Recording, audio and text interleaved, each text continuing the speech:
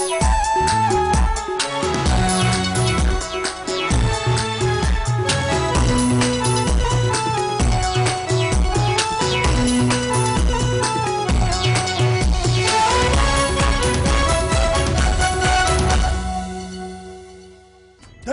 उपभोग्यदेखि जनजीविकाका विषयसम्म, सामाजिक चिन्तनदेखि राष्ट्रिय सवालसम्म, जनताका समस्या हाम्रो सरोकार। जनसरोकारमा एबिसी, सूक्ष्म समस्या बृहत विश्लेषण।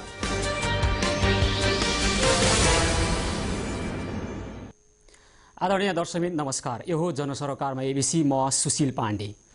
अन्य कुराहरू यथावत रहेमा यही साउनको अन्त्यसम्ममा नयाँ संविधान अब आउने भएको छ। तर जनताले संविधानको मस्यौदामा दिएका सुझावहरूलाई कसरी समेटिन्छ र असन्तुष्ट पक्षको माग कसरी समेटिन्छ, आज हामी यसै सम्बन्धमा छलफल गर्छौँ। स्टुडियोमा हुनुहुन्छ नेपाली काङ्ग्रेसका सभासद मीन विश्वकर्मा, त्यसैगरी संघीय समाजवादी फोरम नेपालका केन्द्रीय सदस्य रिजवान अन्सारी र एकीकृत नेकपा माओवादीका सभासद जीआर पौडेल। कार्यक्रममा यहाँ तिनैजनालाई स्वागत छ। मीनजी, तपाईँबाटै सुरु गरौँ। भनेपछि अब अन्य कुराहरू यथावत रहेमा संविधान आउने भयो लगभग साउनको 25 गतेसम्म भनेर तपाईँले टेन्टेटिभली भन्नुभएको छ क्यारे, होइन? अन्य कुराहरू बिग्रिएमा त आउँदैन। फेरि यो अर्थशास्त्रको एउटा नियम छ नि, होइन? If other things are remaining the same भने जस्तो है। के छ, कतिको सम्भावना छ त अहिले? जति बिग्रनु थियो अथवा जति अन्य अवस्थाहरू धमिलिनु थियो, मलाई लाग्छ त्यो अवस्थाहरू सुध्रिसकेको छ। मात्रै राज्यभित्रको आन्तरिक असन्तुष्टिहरूलाई व्यवस्थापन गर्ने प्रक्रियामा पनि शीर्षस्थ नेताहरू लागि पर्नुपर्छ। एउटा परीक्षार्थीले कोठामा बसेर खुरुखुरु गाइड रटे जस्तो गरी संविधान बन्दैन। प्रशस्त असन्तुष्टिहरू सडकमा छन्। तपाईँले यसो भन्दै गर्दा देशभित्र पानी धमिलो नै छ र बाहिरी षड्यन्त्र अझ खडेन्द्र नेपाल त होइन, प्रष्टै कुरा गरौँ। नेपाल त अधिकांश त बाह्य प्रभावबाट प्रभावित भएर राजनीतिक ढिलो गतिमा कहिलेकाहीँ र कहिलेकाहीँ छिटो गतिमा बग्ने हो।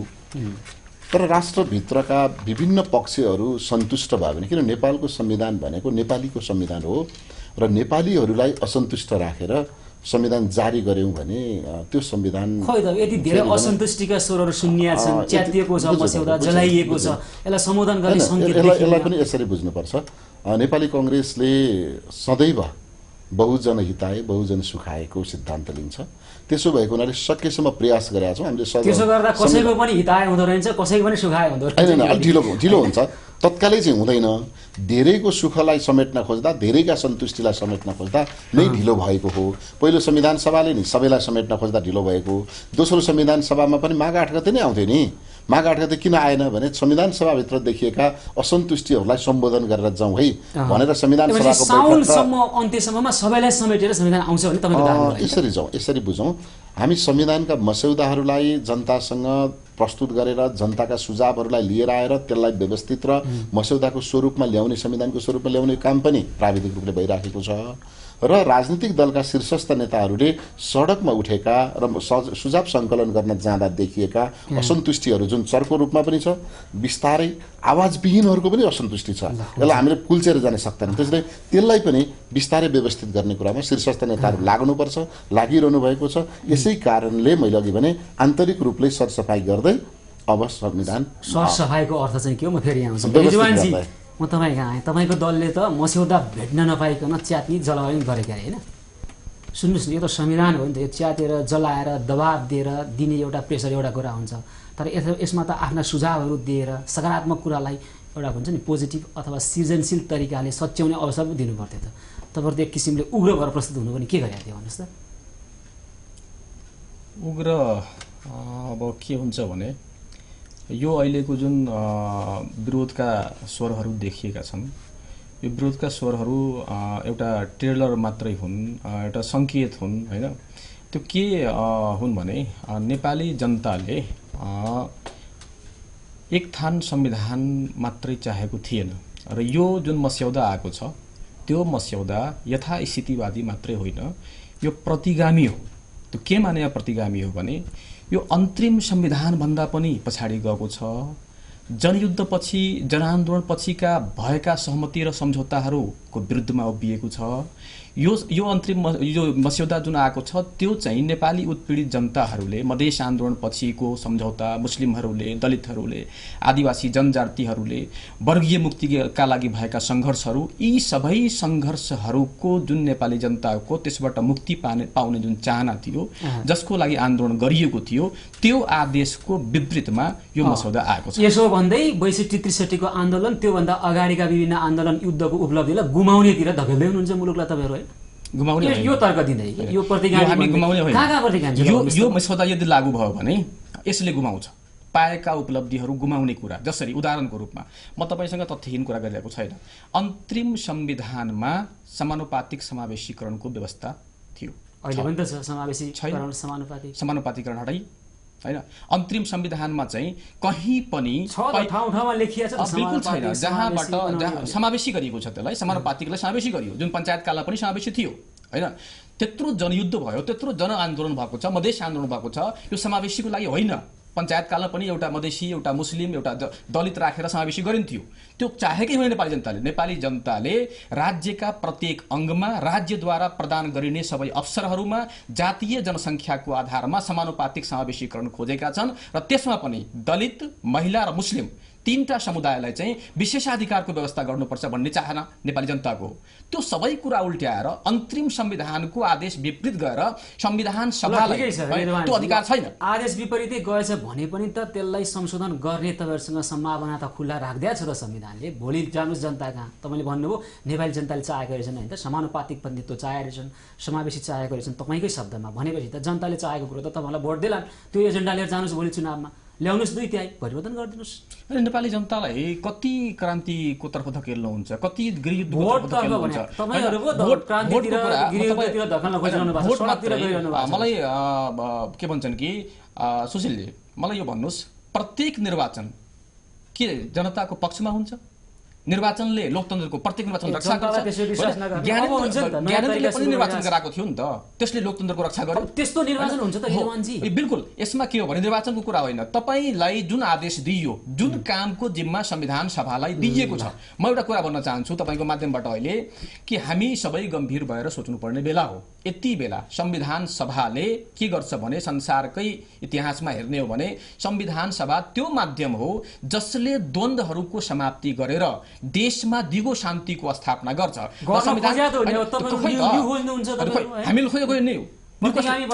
न्यू कसले खोज्यो भन्नुहोस् न? को अन्तरिम संविधानको विरुद्धमा गयो? को शान्ति सम्झौताको विरुद्धमा गयो? कसले नेपाली जनताको आदेशलाई मानेन? कसले सबै सन्धि र सम्झौता र सहमतिहरूको विरुद्ध गरेको छ? को छ त्यो शक्ति? सुन्नुहोस् त, संविधानले चाहिँ समाजका तमाम उत्पीडन, असन्तुष्टिलाई सम्बोधन गर्ने प्रस्थान बिन्दु बन्ला भनेको त नयाँ द्वन्द्वको सृजना गर्ने अवस्था देखिया छ है।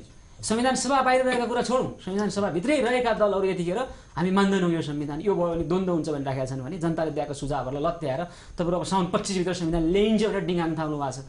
एक थान संविधान मात्रै ल्याउन परेको थियो भने त यो देशमा यत्रो 9-10 वर्ष किन यो गरिराखे, 9-10 वर्षको त्यो युद्ध किन गरेको, त्यो 62-63 को आन्दोलन के आवश्यकता थियो र होइन र? के हो कुरो? निश्चित रूपमा हामीले संविधान नेपालमा नभएको कारणले नयाँ संविधान ल्याउनु परेको भन्ने कुरा बुझेका होइनौँ। संविधान थियो र संविधानले उत्पीडित वर्ग, क्षेत्र, लिङ्ग, समुदायलाई समेट्न नसकेको, उनीहरूलाई राज्यको मूलधारमा ल्याउन नसकेको, केन्द्रीकृत रूपमा केन्द्रमा रहेको अधिकार तलसम्म गाउँका जनताहरूसम्म नगएको कारणले जनताको असन्तुष्टिहरूलाई कुनै न कुनै रूपले प्रकट भइरहेका थिए र त्यो प्रकटीकरणको अभिव्यक्ति युद्ध मार्फत भयो, मधेस विद्रोह मार्फत पनि प्रतिगामी किसिमको संविधान किन आयो भन्नु चाहिँ म भन्दैछु। उत्पीडितहरूले आफ्नो उत्पीडनबाट मुक्तिको लागि, समानताको लागि, समान न्यायको लागि, सामाजिक न्यायको लागि जुन सङ्घर्ष गरिरहेका थिए त्यसको प्रतिबिम्बन यसमा आउनु पर्दछ भन्ने कुरा हाम्रो मूल पक्ष हो। यो पक्ष के हो भने यहाँ किन यस्तो आयो? सिधा सवाल जवाफ गरौँ न आज डिआरले, सिधै भन्दाखेरि त्यो अनुसारको यो मस्यौदा बन्नको लागि मस्यौदा पूर्ण रूपमा त्यसो बनिरहेको छैन।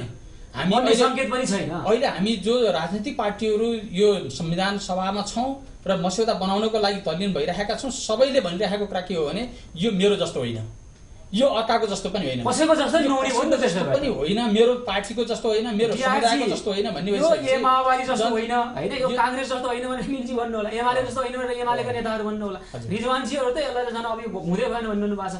संविधान सभाभन्दा बाहिर रहेका शक्तिहरूले त मान्ने कुरै भएन, जनताले त विभिन्न सुझाव दिइरहनु भएको छ। भनेपछि कसको चाहिँ संविधान बनाउनु भयो तपाईँ? त्यसैले अहिले यो नेपाली जनताको, नेपालमा रहिरहेका राजनीतिक शक्तिहरूको, यहाँभित्रका प्रवृत्तिहरूको साझा र सम्झौताको दस्तावेजको रूपमा यसलाई राजनीतिक रूपमा अभिव्यक्त गर्न सक्नुपर्छ। साझा दस्तावेज सबैले स्वीकार्नु पर्यो, कसैले पनि स्वीकारिराखेको अवस्था छैन। कहाँनिर मेरो कुराहरू पर्यो, कहाँनिर परेन भन्ने कुराहरू गरेर सीमित दायराबाट मात्रै हेर्न थाल्यो भने यहाँ मेरो केही पनि पर्दैन। यसलाई अलिक फराकिलो दायराबाट हेर्न सक्नुपर्छ। फराकिलो दायराबाट हेर्दाखेरि चाहिँ उपलब्धिहरूलाई संस्थागत गर्ने प्रयत्न यसले गरेको छ। धेरै उपलब्धिहरूलाई संस्थागत गरेर पनि कतिपय कमजोरीहरू सहित यो छ। यस कारणले त्यो कमजोरी सच्याउनको लागि पनि जनताको सुझाव लिएर हामी सच्याउँछौँ भन्ने कुराको प्रतिबद्धता छ। सुन्नुहोस् न, त्यो अनुसार चाहिँ यो प्रतिबद्धता अनुसार आउँदाखेरि चाहिँ केही विषयहरूमा हाम्रा त्रुटि कमजोरीहरू भए, जसका कारणले संविधान सभाकै कतिपय साथीहरू त्रुटि पनि सामान्य त्रुटि क्या, मिस्टेक र इररमा फरक छ नि है डिआरजी। तपाईले के गरे, ब्लन्डर गर्ने? मिस्टेकको पनि हो, आफ्नो परिभाषा मिस्टेक पनि भएका छन्, ब्लन्डर पनि छन्, त्यसलाई पनि सच्याउने कुराहरू सहित जनताका सुझावहरू लिएर हामी सच्याउँछौँ भन्ने कुरामा हामी रहिरहेका छौँ। सुन्नुहोस्, यो मुलुकमा एकदम शान्त तरिकाले जीवनयापन जनताको चलिराखे अथवा यो समृद्ध भएको भए जनताले त्यो आन्दोलन गर्नै पर्दैन थियो।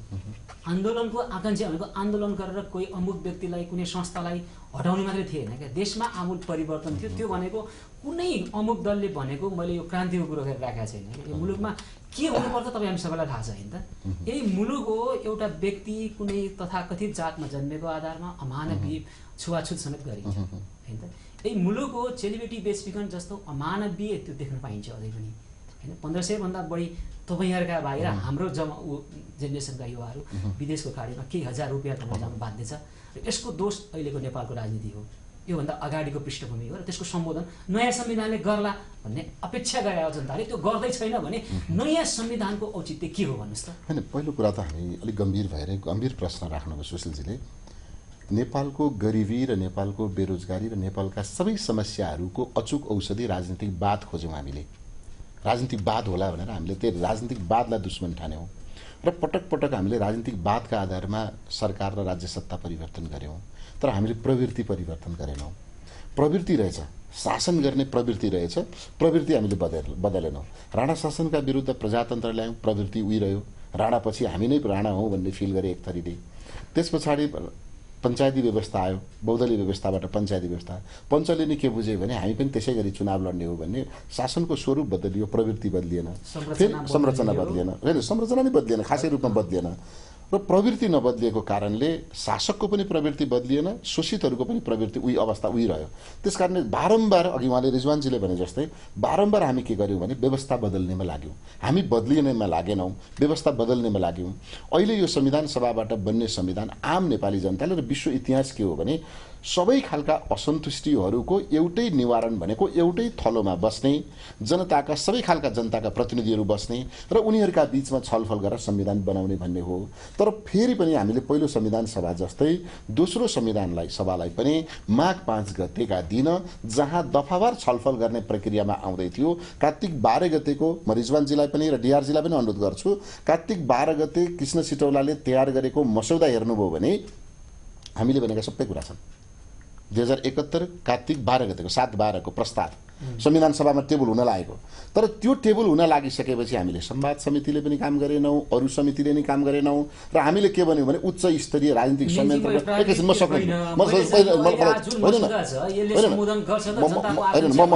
सक्दैछु, म त्यसैमा आउँदैछु। सुन्नु न, म भन्दैछु जुन कुरामा असन्तुष्टि छ, मलाई लागेको कुरा चाहिँ म प्रश्न ढुङ्गाले भन्न खोजिराखेको छु। कार्तिक 12 गतेसम्मको मस्यौदामा सबै कुरा छ।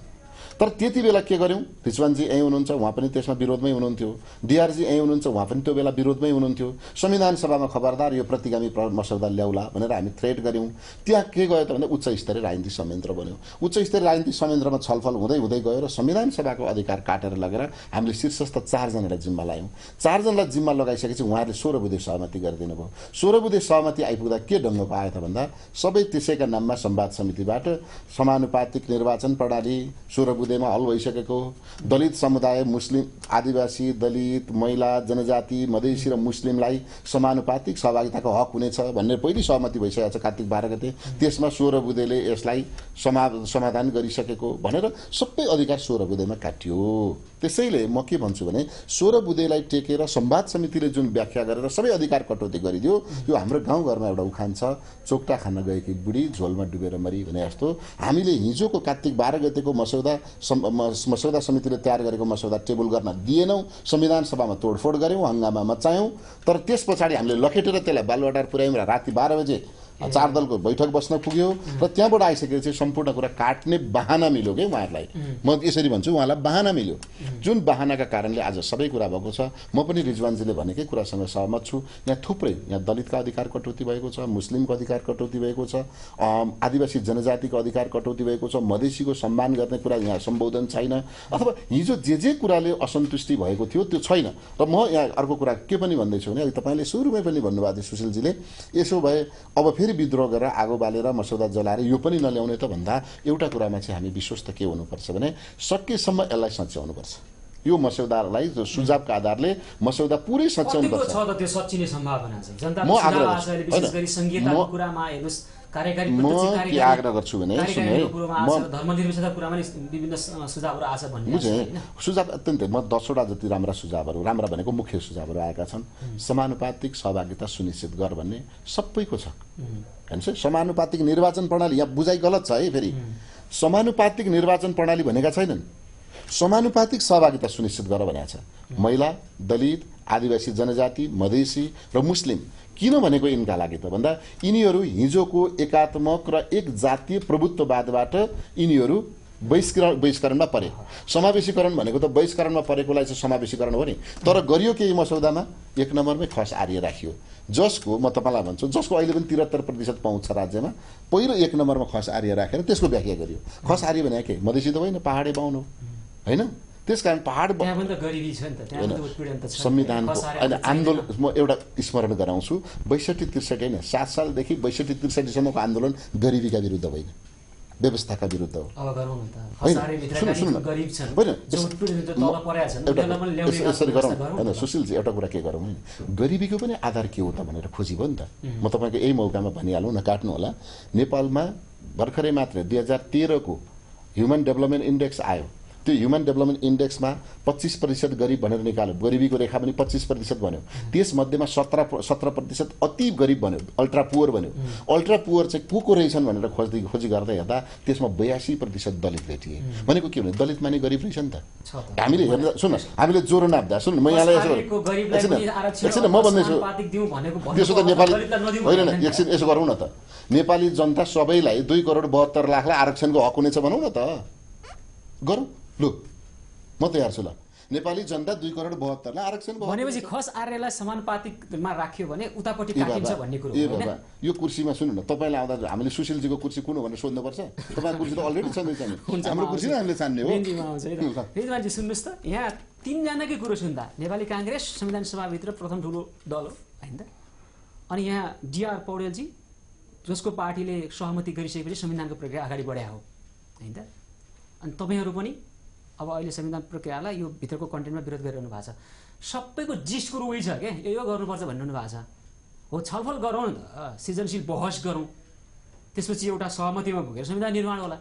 तपाईहरु के गर्न थाल्नुभयो, अब सडक तताउनुपर्छ भन्ने त्यो बाटोतिर लाग्नुभयो। त्यो चाहिँ पछि प्रत्युत्पादक हुन सक्छ दुवै सेन्समा। एउटा चाहिँ आज आवाज सुनिएन भने त्यसले भोलि अहिलेको संस्थापनलाई पनि पछाडी पार्न सक्छ। अर्को कुरो अहिले मिन्जीले नै भन्नुभयो नि, जहाँ चाहिँ सहमति जुट्ने बेलामा एउटा न्यू खोज्यो भने त्यही भएको सहमति पत्कर, त्यो भन्दा तपाईकै शब्दमा तपाईको शब्द प्रतिगामी कुरो पनि आउन सक्दो रहेछ। भनेपछि त गम्भीर हुने बेला हो नि त यो।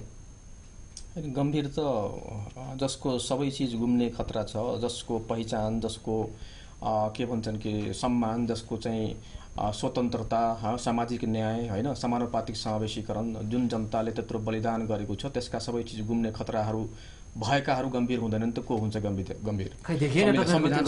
संविधान सभाबाट संविधान हामीलाई चाहिएको छ, तर एक थान मात्रै होइन। मैले 25 चोटि भनिसकेको छु। मूल कुरा के हो भने मिनबहादुरजीले पनि धेरै राम्रा र सही कुराहरू राख्नुभयो, हाम्रो पौडेलजीले पनि राख्नुभएको छ। तर कुरो कहाँनिर हो भने हामी सबैले र सम्पूर्ण नेपाली जनताले बुझ्नुपर्ने अब त छर्लङ्ग भइसक्यो। त्यो कुरो के हो भने नेपालमा एक खालको यस्तो शक्ति हो जुन शक्तिले सबै आन्दोलनका उपलब्धिहरूलाई समाप्त गर्ने, 46 को आन्दोलन, 36 को आन्दोलन, राणा पछिको आन्दोलन, हैन, त्रिभुवन दिल्लीबाट आएपछिको अवस्था, यो सबै के देखाउँछ भने कि एउटा समूह नेपालमा छ जसले नेपाली जनताले बलिदान गर्छ। म भन्छु त त्यो सबै उपलब्धिहरू चाहिँ जनतासम्म पुग्न नदिएर बीचमै तुहाउने र षड्यन्त्र गरेर त्यसलाई समाप्त गर्ने एक खालको ग्रेन्ड डिजाइनरहरू यहाँ नेपालमा छन्। राज संस्था भन्नुहुन्थ्यो, राजतन्त्रले गर्दा बिगाए हो, सामन्तवाद भन्नुहुन्थ्यो। आज को हो त्यसको प्रतित्व को हो त्यो भन्नुहोस् न। तपाईँले भन्नु भएको छ जनतालाई अधिकार दिनलाई रोकिराखेको छ भन्नु, त्यो ब्यारियर को हो त्यो? मलाई एउटा कुरा भन्नु छर्लङ्ग हुन्छ, म त्यसलाई क्लियर गर्छु। जनताको बिचमा आज चाहिँ क्लियर हुन्छ कि नेपालमा त्यो शक्ति कुन हो जसले नेपाली जनताले गरेका पटक पटक आन्दोलन र बलिदानको उपलब्धि जनतासम्म पुग्न दिएन र आज पनि त्यही षड्यन्त्रको तहत चाहिँ त्यो यो बसेको त्यो कांग्रेस हो, एमाले हो, ए माओवादी हो, राप्रपा हो, कांग्रेस हो, एमाले हो, ए माओवादी भित्रका मान्छेहरू छन्, हैन, एक खालको एउटा समूह छ। आफू बाहेक यसले त कहाँ पुर्याउँछ? हामीले यो सृजनशील बहस एउटा कुरा भन्नुस् त, तपाईले त्यही भन्ने, कांग्रेसले त्यही भन्ने, मैले तपाईलाई एउटा कुरा भन्नु, यो हामीले अहिले यो मसौदा आएको छ, मलाई जनताको अगाडि चाहिँ पुष्टि, म तथ्यहीन कुरा गर्दैन, अहिले जुन मसौदा आएको छ त्यो अन्तरिम संविधानका धाराहरूलाई पल्टाएर अन्तरिम संविधानको विरुद्धमा, अन्तरिम संविधानले नेपाली जनतालाई दिएको अधिकारलाई कटौती गर्ने अधिकार संविधान सभालाई छ, गर्न सक्छ यसले। नेपाली जनतालाई र नेपाल देशलाई प्रतिगमनतर्फ लिएर जाने अधिकार चाहिँ यो संविधान सभालाई छ। यो संविधान सभालाई जुन दास बनाइयो, संविधान सभालाई जुन बन्धकी बनाइयो र 4 जनाको नेतृत्वमा 4 दलको नाममा 16 बुँदे जुन पश्चगामी सम्झौता गरियो, त्यो सम्झौताले यो मुलुकलाई फेरि द्वन्द्वमा लिएर जाँदैछ। ल डिआरजी छ त्यो अधिकार तपाईहरुलाई, रिजवानजीकै शब्दमा प्रतिगमनतिर लाने, अन्तरिम संविधान भन्दा पनि पछाडि फर्किने। यदि फर्के हैन भने यो कारणले हैन भन्नुस् छोटोमा, हो भने किन जानुभयो, कसले त्यो म्यान्डेट? अन्तरिम संविधान 2063 भन्दा पछाडि फर्किने अधिकार कसैलाई पनि छैन। किन फर्किया त? नभए अधिकार किन प्रयोग भइरहेछ अहिले भन्नुस्? त्यसो भन्दा पछाडि फर्कियो भन्ने खालको जे आरोप राजनीतिक रूपमा आइरहेको छ, रिजवानजीले पनि अहिले यहाँ भनिराख्नु भएको छ, कुरा त्यस्तो होइन। केही विषयहरू जुन विषयमा दलितको समावेशीकरण हटाइदिनु भयो हैन, तपाईहरु सब मिलेर हटाइदिनु हो नि, समानुपातिकलाई हटाइदिनु भयो। चाहिँदैन यो मुलुकमा समानुपातिक, यहाँ जे भइराखेको थियो यथास्थिति भए हुन्छ नि त। तपाईले भन्नुभयो जस्तो जे कुरा आएको छ त्यस बारेमा के हो भन्ने कुराहरू हो नि, मैले आएको कुराहरू के हुन् भन्ने कुराहरू स्पष्ट गर्न दिनुस्। पहिलो कुरा चाहिँ स्पष्ट भइसक्यो, सबैलाई थाहा छ त्यो। पहिलो कुरा के विषयहरू हटे, के कारणले हटे भन्ने कुराहरूको सन्दर्भमा मिन्जीले भन्नुभयो कि मङ्सिरमा त्यो पेश गरेको भएदेखि सबै थिए, त्यो भ्यालिड कारण होइन, चाहिँ ढिलो त्यो सबै हटे भन्ने कुराहरू त्यस्तो होइन। मङ्सिरमा आइपुग्दाखेरिमा हाम्रो बिचमा विवादहरू थिए, ती विवाद समाधान गर्नको लागि संवाद समितिमा छलफल बहसहरू भइरहेको थियो। त्यो बहसलाई ठिक ढङ्गले तार्किक निष्कर्षमा पुर्याउनुभन्दा अगाडि नै कुनै ढङ्गले यो पेश गर्नुपर्छ, पाएदेखि चाहिँ पा त भइहाल्थ्यो नि भन्ने ढङ्गले पहल भएको थियो। त्यो पहल विधिसङ्गत थिएन, प्रक्रियागत रूपमा आउन सकेन, त्यस कारणले त्यसलाई रोकिएको। मिन्जी पनि हुनुहुन्छ, म पनि छु, र त्यो ढङ्गले लैजाने कुराहरू बेचिक हुन्छ भन्ने कुराहरू भइसकेपछि रोकिएको थियो। कुनै ढङ्गले चोर दुलोबाट अरू गैर कानुनी ढङ्गबाट प्रवेश गराएपछि त्यसले सबै कुराको हल हुन्छ भन्ने हो भने त सडकबाट संविधान जारी गर्छौँ भन्ने कुरा पनि आइरहेको थियो नि त, त्यसले हल हुँदैन थियो। एउटा प्रक्रियाबाट जाँदाखेरि हामी जहाँ पुगेका थियौँ त्यो सहमति कतिपय अन्तरिम संविधान अथवा जनताको आकांक्षा भन्दा पछाडि फर्कियो संविधानको मस्यौदा भन्नुभयो रिजवानजीले, किन भन्ने मात्रै हो। पछाडि फर्किएका केही विषयहरू भए, जस्तो कि नागरिकताको प्रश्नमा अगाडि आमा वा बाबुको नामबाट नागरिकता दिन सकिने भन्ने कुराहरू उल्लेख भएको थियो, यसपटक त्यो भएन, किन भएन भन्ने कुराहरू हेरौँ। त्यसो गर्दाखेरि अघिल्लो संविधान सभाले बनाउँदा कसले गर्दा भएन, कांग्रेसले गर्दा भएन, त्यो प्रतिवेदनमा त्यो खालको आएको थियो। मलाई अहिले स्पष्ट जवाफ चाहियो, कांग्रेसले गर्दा भएन र वामा हो। कांग्रेसले अहिले कांग्रेस एमाले वा अरू कुनै दलको भन्ने कुराहरूमा जान जरुरी छैन। अघिल्लो संविधान सभाले दिएको आधिकारिक प्रतिवेदनमा र भनेर आयो, त्यसमा धेरै राजनीतिक पार्टीहरूको कुनै न कुनै ढङ्गले संलग्नता रह्यो, त्यसमा कसले के आधारमा हस्ताक्षर गरेका थिए भन्ने कुरा रमाइलो छ क्या। सार्वजनिक अभिव्यक्तिमा तपाईहरु सबै कुरो एउटै हुन्छ, तर संविधान यसरी आउँदैछ, कसले बनाउँदैछ संविधान? त्यसकारण हिजोको म्यान्डेट अनुसार त्यसलाई ग्रहण गरिसकेपछि त्यसको आधारमा बनाउने भन्ने कुराहरू गर्दाखेरि केही कुरा गलत भएर आएका छन्। त्यो भावनामा आएर कसले गर्दा के कारणले भयो भन्ने कुराको खोजबिन गरियो र यो बेठिक भएको छ भन्ने कुरा गर्दै गर्दा हामीले अन्तिम स्थितिमा आइपुग्दाखेरि मस्यौदामा हाम्रा 19 बुँदाका विमतिहरू छन् भन्ने कुरा सहित राख्यौँ। यी कुराको सम्बोधन जनताका सुझावहरू पनि ल्याइसकेपछि त्यो 1900 बुँदा आउला नि त, त्यसपछि त्यसलाई सम्बोधन गराउँला भन्दा हामी आएका छौँ। त्यसै गरी रिजवानजी लगायतका अरू रिजवानजीको पार्टी लगायतका अरू पार्टीहरूले पनि मस्यौदामा आइपुग्दाखेरि भिन्न राख्नु भएको थियो। तिनीहरूलाई त्यो ढङ्गले सम्बोधन गर्ने विधिमा हाम्रा कहीँ त्रुटि भयो, त्यस कारणले उहाँले च्यात्नुभयो। हामीले त्यसका विमतिका बावजुद त्यसमा छलफल अगाडि जाउँ भन्ने कुराहरू गरिरहेका मिजी एउटा प्रश्नबाट जान सकिन्छ भन्ने कुरा 2047 सालको मस्यौदा संविधानको मस्यौदा गर्दाखेरि बस्नुभएका एकजना तत्कालीन सर्वोच्च अदालतका न्यायाधीशले न्यायाधीशले मसँग सेयर गर्नुभएको अनुभव, मस्यौदामा यसो गर्ने भनेर दलका बीच छलफल हुन्छ र त्यो कुरो लेखेर टाइपिङ गर्न दिएर पठायो भित्र अर्कै टाइप गरेर आउँछ हैन, फेरि पठायो अर्कै टाइप हुन्छ, हुँदै त्यो टाइपिस्टलाई चाहिँ आफ्नै अगाडि राखेर गर्न पराउनु त्यो हदसम्म हुन्थ्यो अरे के त्यहाँभित्रका चलखेल के हैन। अहिले पनि यो आरोप आइरहेको छ तपाईँको दलको नेतृत्वमा। अहिले सुन्नुहोस् न एकैछिन, मस्यौदा समिति विशेष कृष्ण प्रसाद सिटौलाजीले पनि आफ्नो कर्मचारीहरूको प्रयोग गरेर आफ्नो चाहेका कुरा पनि घुसाउनु भयो भन्ने कुरो भित्र सुनिन्छ हैन, कहिलेसम्म सत्य हो? हैन, म एकदम ठिक कुरा गरौँ, मलाई नकाट्नु होला, बिचमा म भनिहाल्छु। म अन्तरिम संविधान मस्यौदा समितिको पनि सदस्य है, अन्तरिम संविधानको। आज रिजवानजीले र डिआरजीले भनिराखेको कुरा अन्तरिम संविधानमा दिएको धारा 21 लेख्ने बेला, जुन समानुपातिक सहभागिताको हक लेख्ने बेला मलाई 8 दिन लागेको थियो। हामी सदस्यहरू 16 जना थियौँ। लक्ष्मण प्रसाद अर्याल श्रीमान हुनुहुन्थ्यो, उहाँले भोटिङ राइट्स हुन्न थियो। मैले त्यो धारा पास गर्नका लागि राज्यका प्रत्येक संरचनामा दलित मैले ड्राफ्ट गरे हुनाले दलित, महिला, आदिवासी जनजाति, मधेसी र मुस्लिम समुदायको राज्यका प्रत्येक संरचनामा समानुपातिक सहभागिताको जनसङ्ख्याको आधारमा समानुपातिक सहभागिताको हक हुने छ भनेर लेखेँ, ड्राफ्ट गरेँ। श्रीमान लक्ष्मण प्रसाद अर्याल गम्भीर भन्नुभयो। माओवादी पनि त्यति बेला जल्दो बल्दो क्रान्तिकारी कुरा गरेर आएको, उसले पनि त्यो कुरा हुन्न भन्न नमिल्ने। मधेसी पनि हाम्रो महादेव यादवजीहरू हुनुहुन्थ्यो, सुशीला कार्की अहिले सर्वोच्चमा उहाँ न्यायाधीश हुनुहुन्छ, उहाँ पनि हुनुहुन्थ्यो।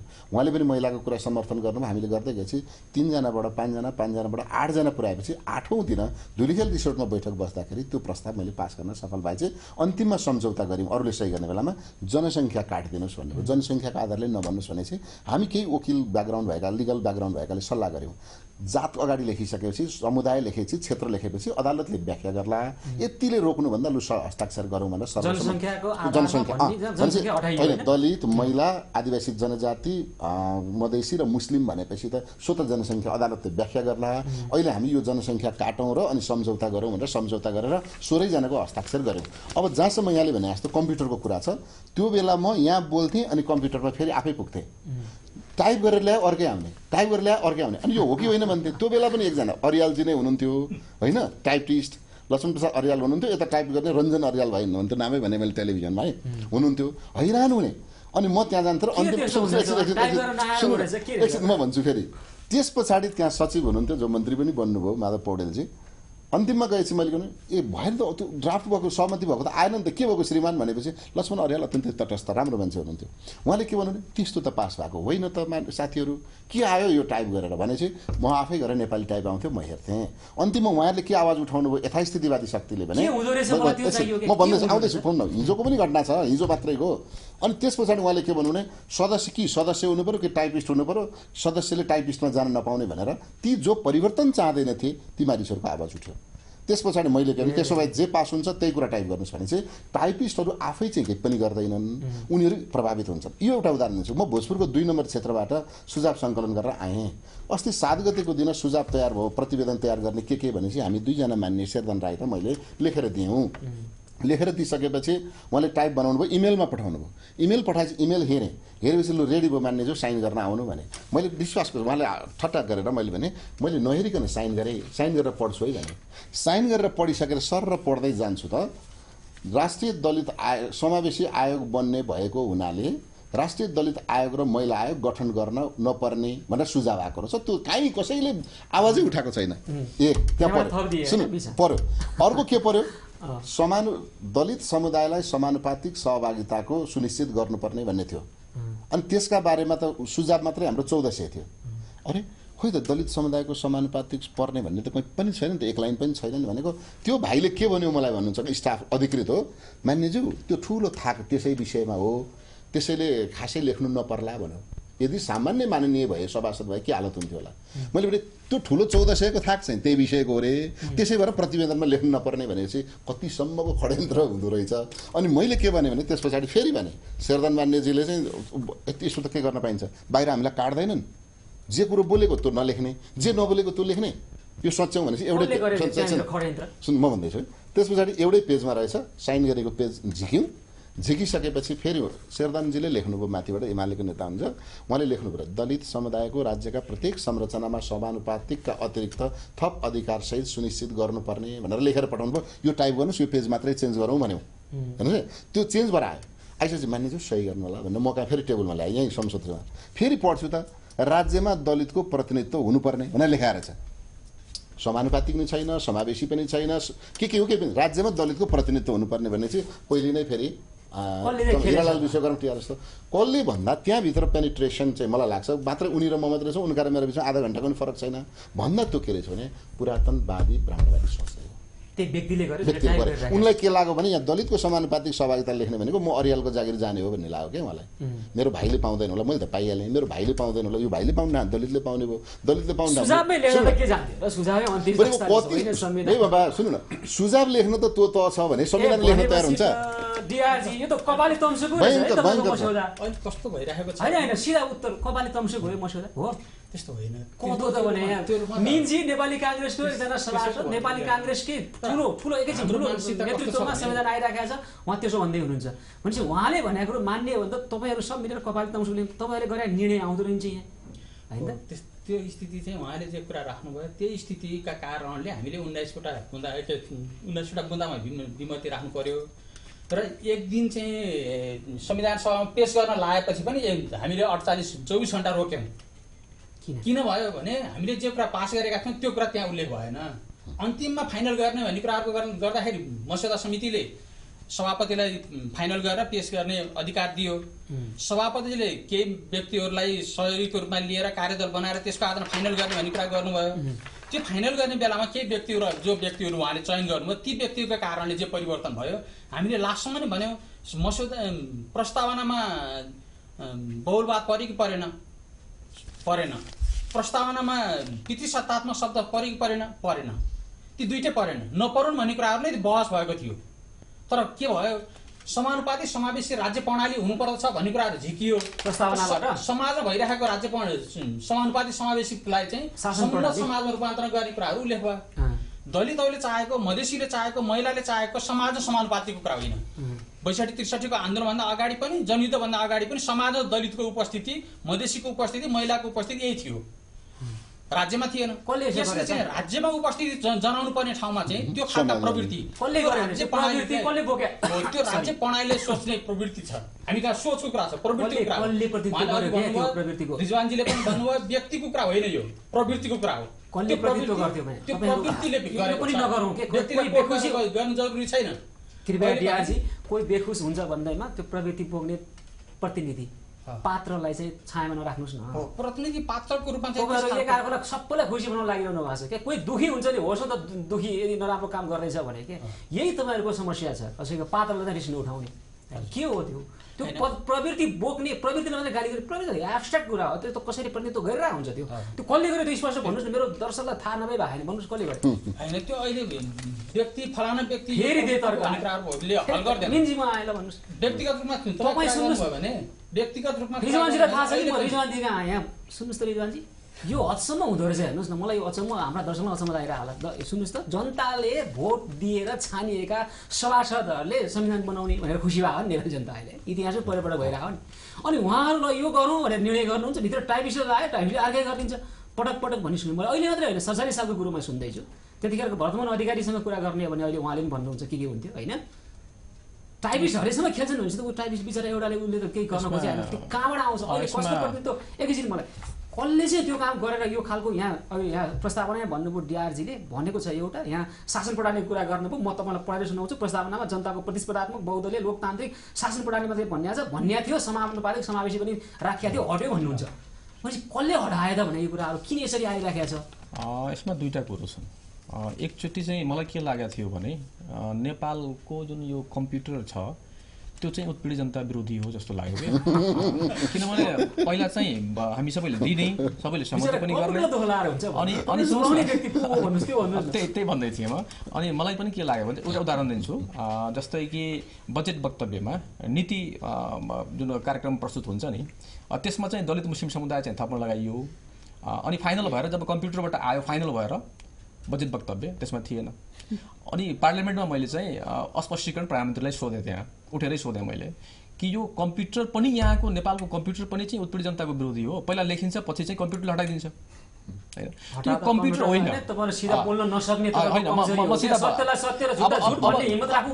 अब सिधा आउँदैछु। त्यो मैले त्यो त्यति बेलाको मेरो अनुभव थियो। अब सिधा आउँदैछु।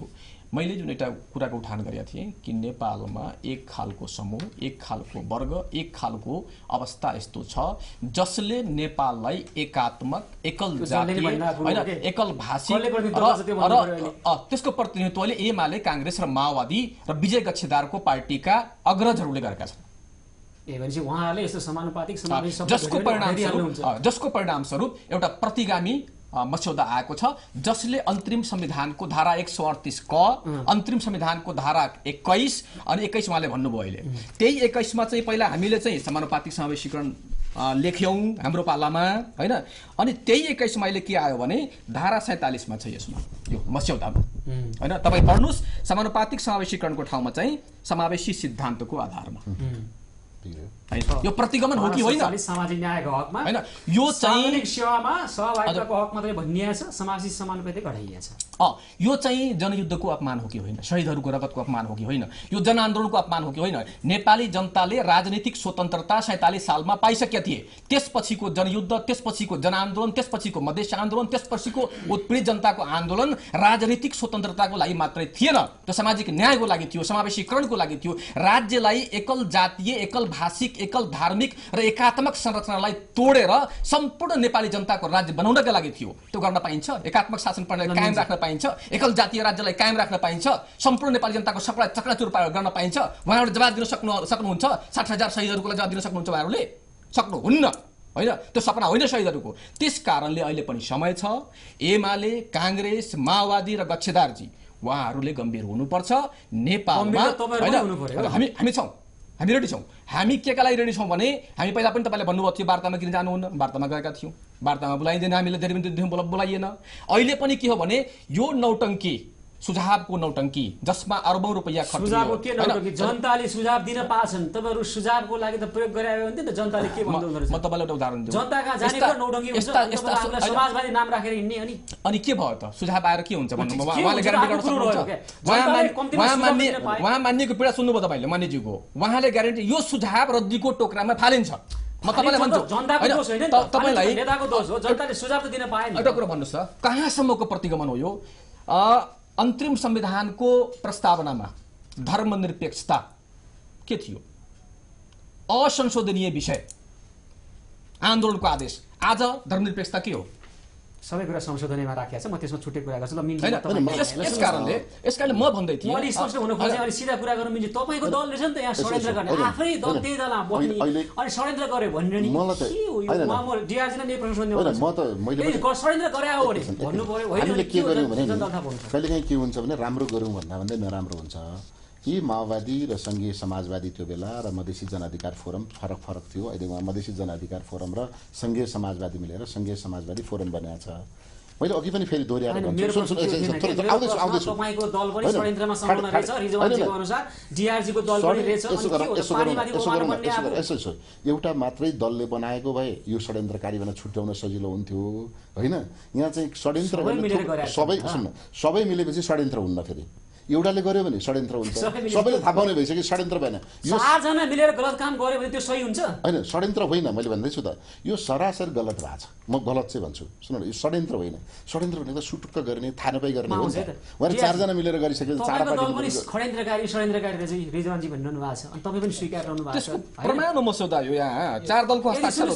यदि षड्यन्त्र होइन, नेपाली जनताको पक्षमै छ, यो संविधान हो छ भने भन्नुहोस्। यो तरिकाले नेपाली जनताले परिवर्तनको महसुस गर्छन् भन्नु पर्यो होइन? अनि षड्यन्त्र हो र तपाईँको दल षड्यन्त्र गर्छ अनि तपाईँ चाहिँ पानीमाथि गोबानो बनेर यस्ता तपाईँहरू जस्तो नेताहरू चाहिँ पुरा गर्नुहुन्छ। के विडम्बना देख्नुपर्छ टेलिभिजनमा भनेर दर्शकहरू वल्ल पर्नु भयो होला ल भन्नुहोस् के हो अहिले रिजवानजीले जे कुरा भनिराख्नु भएको छ त्यो मर्मस्पर्शी छ। तर के कुरा बुझ्नु पर्यो भने योभन्दा अगाडि जे कुरा आएको थियो त्यो एकदमै सपाट ढङ्गले राम्रो थियो, सबै उत्पीडित समुदायको पक्षमा थियो। 63 अन्तरिम संविधान 63 को भावना अनुकूल के थियो र यो 16 बुँदे समझदारी गरिसकेपछि र त्यसको आधारमा यो अहिले मसौदा आइपुग्दाखेरि गलत भयो भन्ने कुराहरू होइन। त्योभन्दा अगाडि पनि थियो र त्यसका विरुद्धमा हामी सङ्घर्ष गरिरहेका थियौँ, सडकमा सङ्घर्छ गरिरहेका थियौँ। अन्सारीजीदेखि हामी सँगै थियौँ नि त, सङ्घर्ष गरिरहेका थियौँ। छ भन्दै गर्दाखेरि बहुमती आधारमा न संविधान काङ्ग्रेसले घोषणा गर्न सक्यो, होइन न त बहुमतको आधारमा माघ 8 गते नै संविधान जारी गर्छौँ हामी भनेर भनिरहेको काङ्ग्रेस एमाले संविधान घोषणा गर्न सक्यो, न त सडकबाट हामीले नयाँ दबावसहित हाम्रो प्रकारको संविधान बनाउन सक्छौँ भन्ने कुराहरूसहित 30 दलको मोर्चाले संविधान घोषणा गर्ने स्थिति बन्न सक्यो। त्यो भइसकेपछि हामी कहीँ न कहीँ संविधान पनि नबन्ने र आफ्नो अडानमा रहिराख्ने स्थिति हुँदाखेरि चाहिँ प्रतिगामी शक्तिहरूले अरू फाइदा उठाउने, 62-63 को आन्दोलनको उपलब्धिहरू गुम्ने र उत्पीडित समुदायले प्राप्त गरेका सीमित अधिकारहरू पनि गुम्ने। अहिले त समानुपातिक समावेशी कुराहरू यहाँ शब्द परेन भन्ने कुरा मात्रै छ। यदि यो पनि गर्न नसकेको भएदेखि, यो 16 बुँदे समझदारी पनि गर्न नसकेको भएदेखि प्रतिगामी शक्तिहरूले योभन्दा ठुलो हमला गर्न सक्ने र संविधानै बन्न नसक्ने र फेरि पहिलो संविधान सभाकै नियति दोस्रो संविधान सभाले बेहोर्नु पर्ने स्थिति भएको भएदेखि मुलुक कहाँ जान्थ्यो, हाम्रो अधिकारहरू कहाँ जान्थे, हामी कुन ठाउँमा उभिने थियौँ? हामी फेरि गम्भीर बन्यौँ, राजनीतिक यो संविधानको मसौदा बन्यो, पटक्कै नराम्रो भएको छ र डिआरजीले भने जस्तो पटक्कै नराम्रो त आएको होइन, संविधानमा राम्रा कुराहरू पनि छन् होइन त। प्रतिगमन तपाईँकै शब्दमा अझै जाने पनि त सम्भावना रहन्थ्यो, संविधान नआउने र पहिलो संविधान जस्तै संविधान सभा जस्तै हुने अवस्था पनि थियो होइन। मैले हाम्रो डिआरजीलाई अरू साथीहरूलाई यो मस्यौदालाई चाहिँ मैले पनि पढेको छु।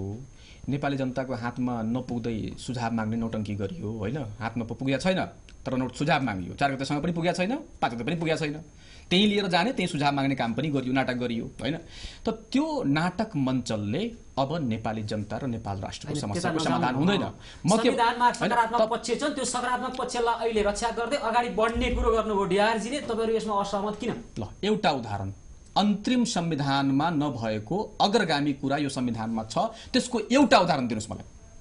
नवीनजी हैन, मैले थोरै कुरा गरौँ कि अघि पनि भने डिआरजीको कुरासँग मेरो थोरै थप्ने र स्पष्ट पार्ने कुरा मात्रै के हो भने माघ 8 गते अथवा 16 बुँदे भन्दा अगाडि चाहिँ कुनै पनि कुरा राम्रो थिएन, 16 बुँदेले तै ल्यायो भन्ने कुरासँग चाहिँ म आफै पनि सहमत छैन है।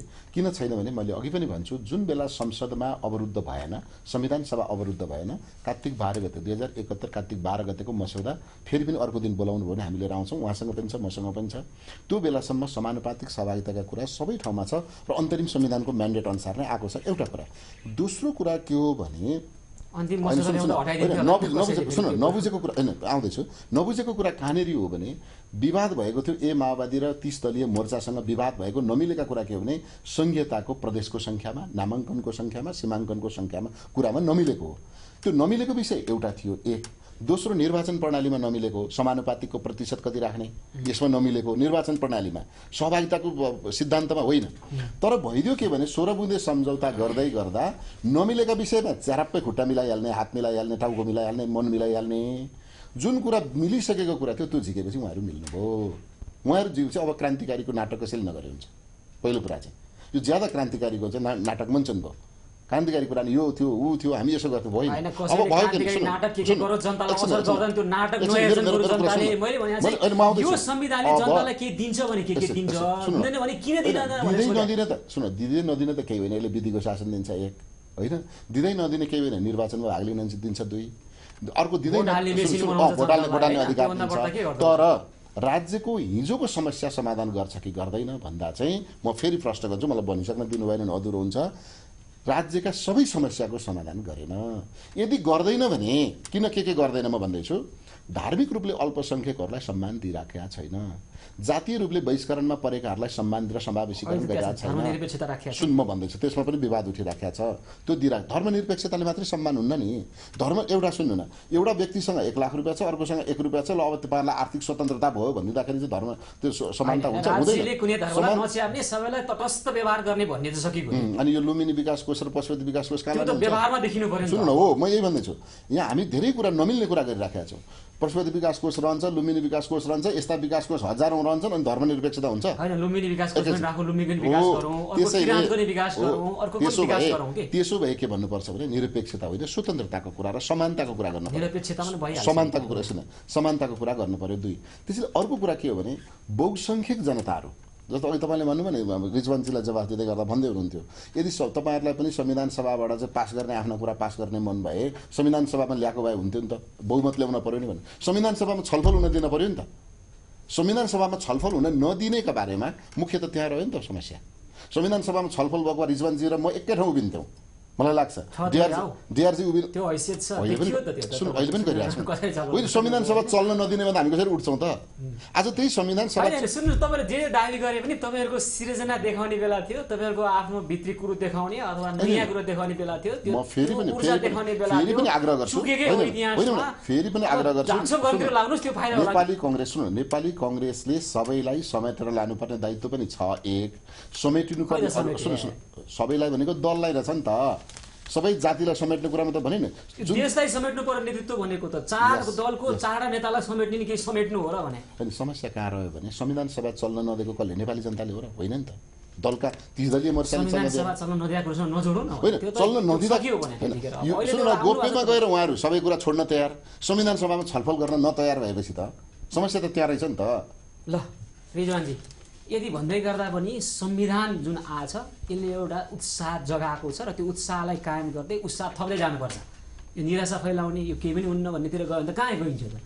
जेरो सम गेम भन्छ नि, 0-0 जोड्यो लाखना कति 0, जति जोड्यो लाखना 0 भनेपछि केही पनि दिँदैन यसले। तपाईँलाई राजनीतिक रूपमा त फाइदा होला, सङ्घीय समाजवादी साह्रै राम्रो छ भन्ने होला, यतिखेर कसैलाई लाग्यो होला।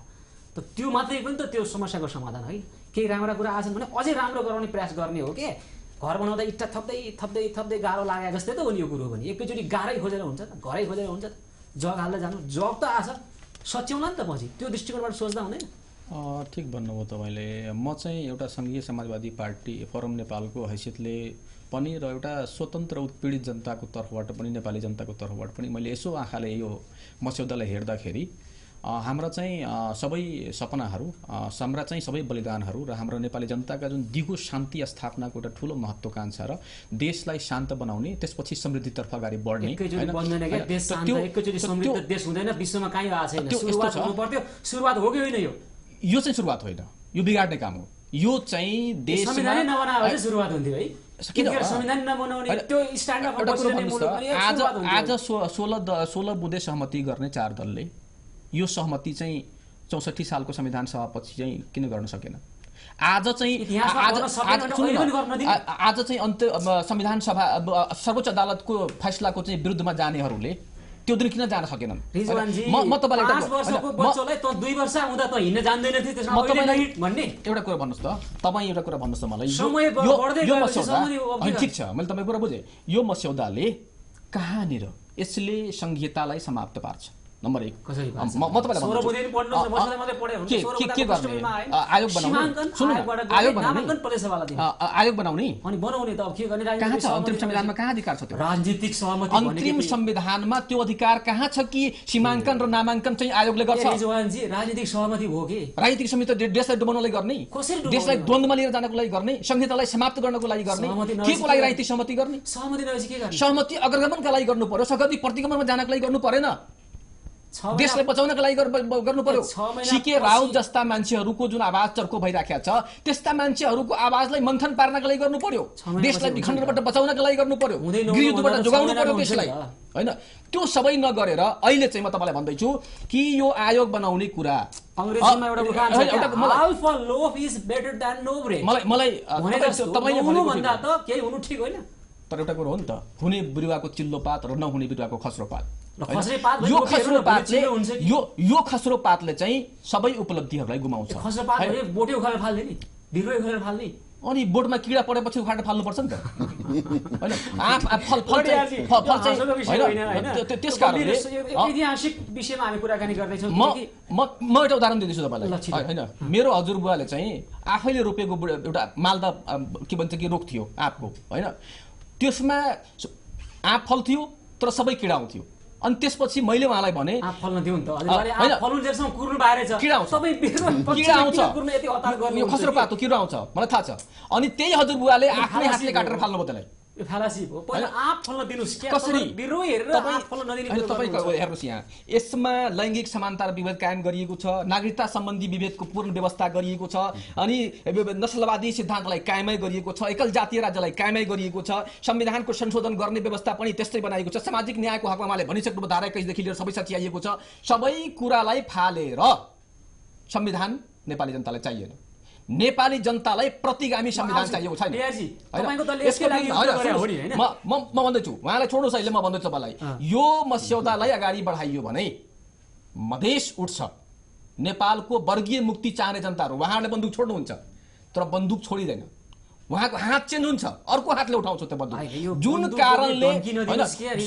बन्दुकको समाधान दिँदैन भने त इतिहासले पुष्टि गर्यो नेपालमै गर्यो एउटा सहमतिमा पुग्नै पर्ने रहेछ विभिन्न शक्तिहरू बन्दुकले एउटा प्रेसर क्रिएट गर्दो रहेछ अनि जहाँ पनि हेप्ने जहाँ पनि ठग्ने जहिले पनि विश्वासघात गर्ने बहुमतको नाममा गर्न पाइन्छ त्यो हैन बन्दुक समस्याको समाधान नेपाली उत्पीडित जनतालाई जहिले पनि दबाई राख्न खोज्ने एकल जातीय राज्यले कायमै राख्न खोज्ने हैन एकल जातीय डोमिनेसनलाई बरकरारै राख्न चाहने नेपाली जनतालाई समानताको हक नदिने अनि बन्दुक उठ्दैन त नदिने कसले भनेको छ त ब्यालेट जानुस् न खोइ चार दलको सहमतिमा आएको छ त्यो छैन त्यहाँ संविधान संशोधन गर्नुपर्ने धारा हेर्नु भएको छ तपाईँ सबै कुरा अब म तपाईको यसबाट एबीसी नेपालको लोकप्रिय न्यूज च्यानलबाट भन्न चाहन्छु यो चार दललाई आह्वान गर्न चाहन्छु यदि यिनीहरूलाई यो देशको जिम्मेवारी छ शहीदहरूको सपना साकार गर्नु छ यो मुलुकलाई अखण्डताबाट जोगाउनु छ यो मुलुकको राष्ट्रियता बलियो पार्नु छ र साम्प्रदायिकताबाट जोगाउनु छ भने अविलम्ब सच्याउनु पर्छ त्यसलाई अगाडि बढ्नुपर्छ 33 को संविधान संशोधनले बन्दुकको धम्की दिनु पर्दैन भन्ने व्यवस्था गर्दैछ नि त हरेक कुरा संशोधनै छ जानुस् जनता कहाँ जनताको मन जित्नुस् 2/3 ल्याउनुस् त्यसलाई त कसैले नरोक्ला नि त तपाईले सिटौलाजीले कुरा सुन्नु भएन सिटौलाजीले यो मस्यौदा पार्लियामेन्टमा पेश गर्दाखेरि तपाईले लाइभ हेर्नु भएको होला मैले आज जहाँसम्म त्यसमा उहाँले के बोल्नु भएको छ यो चाहिँ लचिलो पनि छ र यो हार्ड पनि छ यो 2/3 कुनै पार्टीको कहिले हुनेवाला छैन यो संशोधन हुँदैन यो संशोधन हुनेवाला छैन यो हैन यो एक खालको निरंकुशता हो असंशोधनीय हो नेपाली जनतासँग विश्वासघात हो र एक खालको विश्वासघातको जो ऐतिहासिक निरन्तरता छ त्यो निरन्तरता फेरि भएको छ र अफसोस यस बातको छ कि जुन पार्टीले जनयुद्ध गरेका थियो त्यस पार्टीले यसमा हस्ताक्षर जी जनतालाई अविश्वास किन गर्नुहुन्छ के 2/3 हैन 90% 100% देला नि त जनताको पक्षमा यदि तपाईले भनेको कुरो हो भने त त्यसरी पनि सोचौं न हैन तपाई जहिले पनि मलाई एउटा कुरा भन्नुहुन्छ त ठीक हो लोकतन्त्रमा चाहिँ निर्वाचनको कुरा ठीक हो तपाई भारतमा चाहिँ अंग्रेजलाई हटाएर महात्मा गान्धीले किन मान्नु भएन त्यो जन्मसङ्ग्रहको कुरा त्यहाँ पनि अंग्रेजलाई राख्नै पर्छ भनेर आउँथ्यो त्यो कुरो बुझ्नु भएन किन क्रान्तिबाट फाल्यो सुन्नुस् त तपाईको दलले त यी कुराहरू जस्तै सबैलाई समान बनाउने यो देशमा अब फेरि कोही पनि कुनै लिङ्गको भएको आधारमा कुनै जातमा जन्मेको आधारमा कुनै क्षेत्र र भूगोलमा बसेको आधारमा कुनै भाषा बोलेको आधारमा भेष लगाएको आधारमा उत्पीडन पर्नु पर्दैन त्यो चाहिँ हामी ग्यारेन्टी दिन्छौँ संविधान सभाबाट आएको संविधानले त्यो सबै कुराको सम्बोधन गर्छ भने हो अब यहाँ फेरि बन्दुकै उठ्ने पर्ने अवस्थासम्म यसले ठाउँ दिन्छ यसले स्पेस दिन्छ भन्ने कुरोसम्म आउन थाल्यो त्यो होइन भने तार्किक आधार भन्नुस् त मलाई निश्चित रूपमा हामीले फेरि बन्दुक उठाउन नपर्ने गरी राजनीतिक व्यवस्थापन गर्ने द्वन्द्वलाई मेट्ने र यो संविधान यो संविधान आयो भने कसरी बन्दुक उठाउन पर्दैन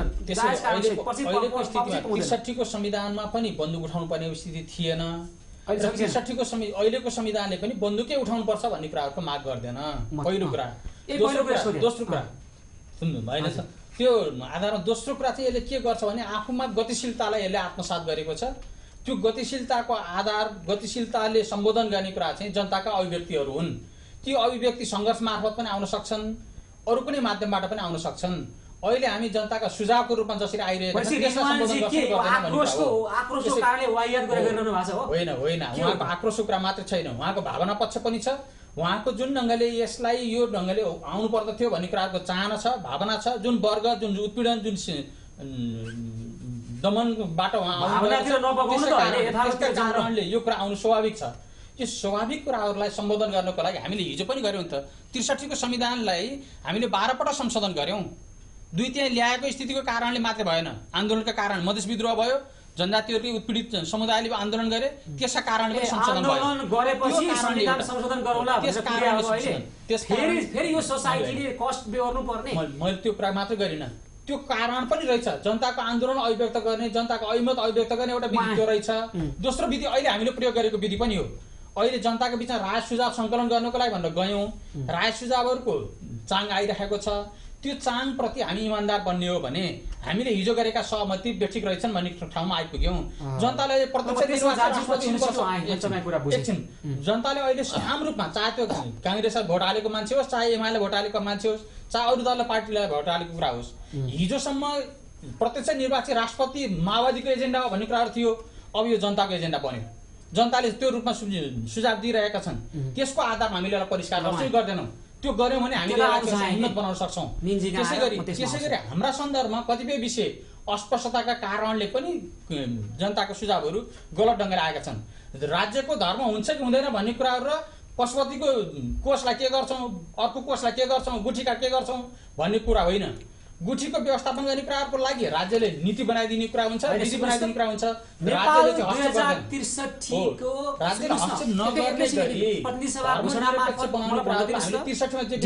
तपाईँलाई यसलाई स्पष्ट पार्छु। 2063 को प्रतिनिधि सभाको घोषणा मार्फत होइन नेपालमा अन्तरिम नेपालमा धर्मनिरपेक्षता घोषणा हो। तर यो 9 वर्षको अवधिमा राज्यले धर्मनिरपेक्षताको त्यो मूल्य र मान्यतालाई अङ्गीकार गरेन भन्ने कुरो स्पष्ट छ। यदि त्यसै गर्ने भने धर्मनिरपेक्षता लेखिरहनु पर्दैन होला होइन त। त्यसमा तपाईँहरू शब्दतिर नजानुहोस् क्या, व्यवहारमा के भइराखेको पनि जाउँ। एकदम व्यवहारमै जाने हो। व्यवहारमा हामी यिनै मान्छेहरू हौँ जो पञ्चायतको कानुन रहँदाखेरि पञ्चायतको विरोध गरेको कारणले राजकाज मुद्दा लगाएर हामी जेलमा बसेका मान्छे हौँ। हामी आज पञ्चायतको विरोध गर्दा, संविधानको विरोध गर्दा, आज संविधानले गणतन्त्र घोषणा गरिसकेको छ, धर्मनिरपेक्षता घोषणा गरिसकेको छ र पनि गणतन्त्रका विरुद्धमा राजतन्त्रको वकालत गर्ने, धर्मनिरपेक्षताका विरुद्धमा कुनै किन छ भन्दा त्यो कुरा चाहिँ लोकतन्त्रमा विरोध गर्ने स्वतन्त्रता छ। विरोध सहित त्यसलाई सम्बोधन गर्ने, त्यसलाई परिवर्तन गर्ने कुराहरूको लागि पनि विधि छ, कानुनी संयन्त्र छ, त्यसमार्फत गर्नुपर्छ भन्ने कुरा हो। त्यसलाई यसले संविधान गर्छ कि गर्दैन भन्ने मूल कुरा हो। त्यसलाई गर्छ, त्यस कारण गतिशील संविधानको रूपमा यसले काम गर्न सक्छ। एउटा गम्भीर कुरो गर्नु भएको छ यहाँ। यो संविधान आइसकेपछि यो मुलुकमा फेरि कसैले पनि सामाजिक अन्यायको कारणले होइन बन्दुक बोक्न सङ्घर्ष गर्न म बाध्य भएँ भन्ने कारण देखाउँदै फेरि बन्दुक नउठोस् भन्ने कुरालाई सम्बोधन गर्नु पर्थ्यो, गरेन भन्नुहुन्छ रिजवानजी। हो त्यसो होइन, एउटा कुरा नि मैले सुरुमै भनेको थिएँ, हरेक संविधान सभाबाट बन्ने संविधानले राज्यका मुलुकभित्रका आन्तरिक समस्याहरूको समाधान गर्ने हो। यसले पूर्ण आइसके यसले गरिरहेको छैन, होइन सुन्नु, होइन गरिरहेको छैन। त्यस कारणले अब होस पुर्याउने कुरा के हो भने मसौदामा सुझाव ल्यायो नि, त्यो त प्रारम्भिक मसौदा हो नि त। प्रारम्भिक मसौदामा यदि नेताहरूले पनि टेलिभिजन हेर्नु भएको छ, यहाँका कुरा सुन्नु भएको छ, सुझाव सबै पढ्नु भएको छ भने हामी त सुन्नु, हामी त यो सबैको सुझाव सुन्नुपर्छ भनेर संविधान सभामा नि बोल्यौँ, हाम्रा नेताहरू पनि बोल्नु भएको छ, सडकमा पनि आइराखेका छौँ। म के आग्रह गर्न चाहन्छु यहाँको लोकप्रिय सञ्चार माध्यमबाट भने नेताहरूले उहाँले भने जस्तो बन्दुकै चाहिँ उठ्छ या उठ्दैन, उठ्ने कुरा पनि नउठोस्, बन्दुक उठ्ने कुरा पनि नउठोस्। यो संविधान सबै नेपालीको साझा संविधान बनोस्। प्रस्तावनाबाट सशस्त्र सङ्घर्ष गर्ने शब्द हटाउन तपाईहरु जति सक्नुहुन्छ यो समाजमा त्यो सशस्त्र सङ्घर्ष गर्ने जायज नाजायज कारबाही हटाउँ। म थोरै कुरा गर्दैछु हैन, यो संविधानलाई 3-4 वटा विशेषता छ यसको। एउटा त यो संविधान बादभित्र टेकेर यो संविधान आउने हो भने 47 को जस्तो शुद्ध दस्तावेज आउनु पर्थ्यो। त्यहाँनेरि पनि टेक्निकली मिस्टेक छ, है मिस्टेक छ भन्छु म, एरर पनि छ, मिस्टेक पनि छ, नियतवश पनि छ, एरर पनि छ हैन। ब्लन्डर त नहोला, सैद्धान्तिक रूपले ब्लन्डर छ। समानुपातिक समावेशी सिद्धान्तलाई जानी अपहरण गरेर झिक्नु चाहिँ ब्लन्डर भयो। तपाईलाई त्यहाँतिर ब्लन्डर लाग्छ, आफ्नो बढी चासो लाग्छ, अर्कोलाई अर्कोतिर ब्लन्डर लाग्छ। म भन्दैछु हैन, उहाँ धेरैको त्यस कुरा समग्रमा हेर्दैन क्या, होलिस्टिक अप्रोचले हेर्दैन संविधानलाई। अब त्यसलाई हेरौँ न त। सुन्नु, यदि अर्को कुरा के छ भने यसले समावेशीकरणको मुद्दालाई अलिकति गलत व्याख्या पनि गरेका छ। त्यसैले म नेताहरू अहिले हाम्रो यहाँका रिजवानजीका, डिआरजीका मेरा आवाज सुनेर नेताहरूले अहिले मात्रै होइन सुनेको, टेलिभिजनबाट मात्रै होइन, झन्डै 1 महिना भयो सुन्नु भएको उहाँहरूले हैन। यो 25 गते जेठ 25 गतेदेखि असार 25 पनि कटिसक्यो। उहाँहरूले प्रशस्त सुन्नु भएको छ। अब उहाँहरूले सच्याएर ल्याउनुहुन्छ, हामीले आग्रह गर्ने हो। जोडे है त अहिले संहिताको सवालमा कुरा आइराखेको छ, विशेष गरी सीमाङ्कन अहिले टुङ्ग्याउनु पर्छ भन्ने सुझावमा देखियो हैन त। अर्को चाहिँ शासकीय स्वरूपमा परिवर्तन अहिले संसदीय व्यवस्था भन्ने छ यसलाई हैन चाहिँ कि जनताले वडा अध्यक्षदेखि अहिले त तपाईले यस्तो खालको ल्याउनु भयो कि संविधान जनताले वडा अध्यक्षसँग अहिले छान्न नपुग्ने त्यो एरर ब्लन्डरै भन्नुस् त्यो ब्लन्डर हो प्रमुख कार्यकारी त्यो प्रधानमन्त्री होस् अथवा राष्ट्रपति जे होस् त्यसमा समस्या भएन तर कार्यकारी आफ्नो देशको प्रमुख कार्यकारीलाई प्रत्यक्ष भोट हाल्न पाउनु पर्यो भन्ने कुरा आइराखेको छ अर्को धर्मनिरपेक्षतामा मिश्रित खालको कुरा आइराखेको छ तपाईले भन्नुभयो समानुपातिकमा कुरा आइराखेको छ अब यो कुराहरू सम्बोधन गर्नेवाला छन् त अहिले नेताहरू केही न केही सम्बोधन हुन्छ केही हुने कताबाट होइन यो पनि सम्झौता हो सुन्नुहोस् अब फेरि एकछिन होइन आफूले चाहेको जति होस् भन्ने त सबैको चाहना छ मलाई लाग्छ तपाईँले भनिरहनु भएको छ मैले होइन तपाईँले भनिरहनु भएको छ त्यसकारण हो रहेछ भन्ने मलाई लाग्यो अर्को कुरा के हो भने नि मलाई चाहेको रिजवानजीले चाहेको डिआरजीले चाहेको एमालेका साथीहरूले चाहेको अथवा नेपालमा अहिले विद्यमान 35-40वटा प्रतिनिधित्व गर्ने दलहरू उहाँले चाहेका कुरा नै त्यहाँ लेख्ने हो त यहाँले भने जस्तो सबैले भनेका सबै कुरा हुन्नन् तर कसै न कसैले भनेका केही न केही कुरा त पर्नुपर्छ नि त्यसैले यो सबैको बनाऊ भन्ने हो रिजवानजी तपाईँलाई थाहा भयो नि जनताको चाहना के रहेछ त हैन त ती जनताको तपाईँले जनताको कुरा गरिरहनु भएको थियो ती जनताको चाहना ती कुरा बुदागत आउँदा 3-4वटा बुदामा आछन् त्यो सम्बोधन भयो भने त तपाईँहरूको पनि त माग सम्बोधन हुने होला नि त के हो कुरो हैन यस्तो छ सबभन्दा पहिला यो नौटंकी बन्द गर्नु पर्यो मेरो भनाइ यो हो हैन म नौटंकी नै यो सम्बोधन भयो भने तपाईहरुको माग सम्बोधन भा ठान्ने कि नठान्ने तपाईहरु म लेखेर दिन्छु के लेखेर दिनुहुन्छ जनताले दिएको अहिलेको सुझाव जुन छ हुन त मधेसको जनताले यसको बहिष्कार गरेको छ यो सुझाव संकलन चाहिँ नाटक हो भनेर बहिष्कार गरेको छ पहाडका उत्पीडित जनताले बहिष्कार गरेका छन् काठमाडौँको जनताले पनि बहिष्कार गरेका छन् तर सुझावको नाममा केही कुराहरू आएका छन् त्यो जनताकै सुझाव जसो सम्मान गर्छौं हामी गर्न सक्नुहुन्छ प्रत्यक्ष राष्ट्रपति चाहिँ सुन्नु न राष्ट्रपति प्रत्यक्ष चाहियो जनताबाट निर्वाचित गर्न सक्नुहुन्छ अथवा प्रधानमन्त्री गर्न सक्नुहुन्छ धर्मनिरपेक्षता चाहियो जनताको चाहिँ कुरा आएको छ समानुपातिक समावेशीकरण चाहियो भन्ने आएको छ अहिले सीमाङ्कन र नामाङ्कन पहिचान सहितको अहिले गर्नुपर्छ भन्ने कुरा आएको छ मुस्लिमहरूलाई दलितहरूलाई महिलाहरूलाई विशेषाधिकार दिनुपर्छ स्पेशल राइट्स दिनुपर्छ भन्ने कुरा आएको छ दिएको अधिकार पनि खोज्ने अनि यस्तो कुरा गर्ने यस्तो नाटक मञ्चन गर्ने हैन मुस्लिमकै कुरा गर्नुहोस् मुस्लिम आयोग बनेको थियो अहिले संविधान व्यवस्थामा खारिज गरिएको छ हैन विशेषाधिकार कुरा खारिज गरिएको छ दलितहरुसँग अन्याय गरिएको छ हैन यस्तो गर्न पाइन्छ यो नाटक गर्न पाइन्छ नेपाली जनतासँग यो जनतासँग चाहिँ अरबौं रुपैयाँ खर्च गरेर यो नाटक मञ्चन गर्न पाइन्छ दोस्रो संविधान सभा नेपाली जनतामाथि अनावश्यक रूपमा लादियो अरबौं खर्च गरियो फेरि पनि नाटक गर्ने नेपाली जनताको धैर्यताको परीक्षा नलिनुस् मैले भन्न खोजेको यो चार दलका ठूला नेताहरूलाई यो धैर्यता टुट्यो भने धेरै कुरा तहस नहुन्छ यो देशमा तर जनताले त धैर्यपूर्वक आफ्ना सुझावहरू दिएछन् त्यसलाई तपाईहरु सबै मिलेर धैर्यपूर्वक त्यसलाई समेट्ने प्रयास गर्नुस् धैर्यपूर्वक संविधान आउला यसले बिस्तारै काम अनि मधेसले अहिले गरेको इन्कार के हो अनि पहाडका उपद्रवी जनता गरेको इन्कार के हो त्यहाँ घटनागत रूपमा जे भए पनि उहाँले पनि भनेको सीमाङ्कन टुङ्ग्यौं हैन त नामाङ्कन सकिन्छ भने टुङ्ग्यौं संहिताको प्रत्यक्ष कार्यकारी राखौं भनेर त्यही हो नि सबै जनता मेरो आदरणीय मेनजी यहाँ हुनुहुन्छ मित्र मान्यजी हुनुहुन्छ कांग्रेसको उहाँ चाहिँ एमावादीको हुनुहुन्छ म यहाँ ठोकुवा लेखेर तपाईको यसमा दिन सक्छु जुन सुझाव जनताबाट आएको छ प्रत्यक्ष कार्यकारी चाहिँ राष्ट्रपति हुँदैन यो देशमा अहिले जनताले आन्दोलन गरेन भन्ने हुँदैन समानुपातिक समावेशीकरण जुन जनताको मूल मुद्दा हो त्यो हुँदैन अहिले यहाँ हामी राजनीतिक रूपमा स्थापित किन गर्न खोजेका हौं हामी त नेपाली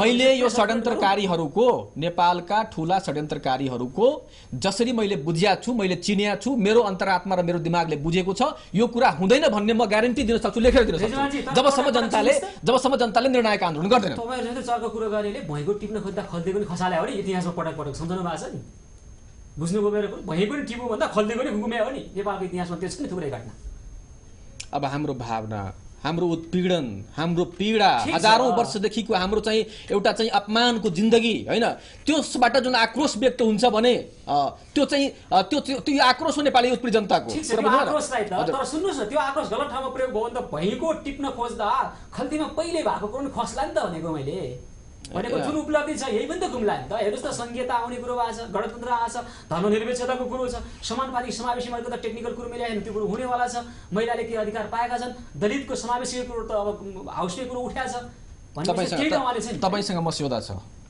हामीसँग अन्तरिम संविधान छ तपाईले यो नामाङ्कन बिनाको सीमाङ्कन बिनाको आयोगबाट बनाउने अनि त्यो आयोगबाट प्रस्तावित गरेको प्रदेश पास कसले गर्ने व्यवस्थापिका संसदले गर्ने कहीँ छ अन्तरिम संविधानमा त्यो व्यवस्था? कहीँ पनि छ त्यो व्यवस्था? 16 बुँदेमा छ।